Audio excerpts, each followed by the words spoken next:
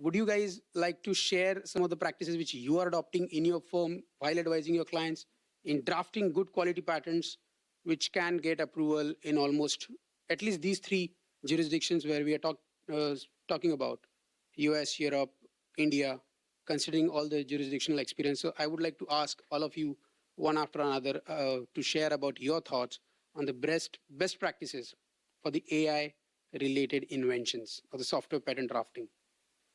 You can start. We can start with you, David. Thanks. So it's great to be with all of you and with my esteemed colleagues here on the panel. I think this, for me, I think this question goes beyond AI, right? And it's a question that applies regardless of the subject matter that you're trying to protect.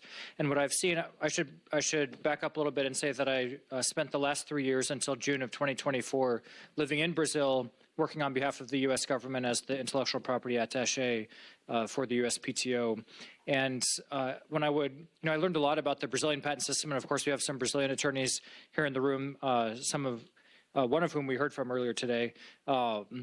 But when I would come back to the U.S., I found that many attorneys had a perception of what things were like in Brazil and what the current practice was like in Brazil that was very distant from reality. And so what I wanted to say is it's important for all of us to make sure we have up-to-date information about the jurisdictions that our clients are interested in seeking protection in, because there's just no way for me to be an expert in the law of all of the countries, where protection might be relevant.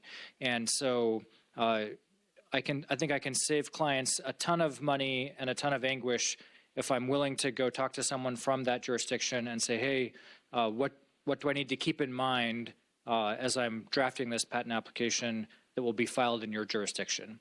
And doing that, you can find out what's not even patentable. You can find out maybe that you need to include some content that you wouldn't have included otherwise. Maybe you need to include some draft claims in the specification that can be moved into the claims when you file in a different location, right? All those kinds of things. And I think that's true, again, regardless of whether you're talking about AI or not.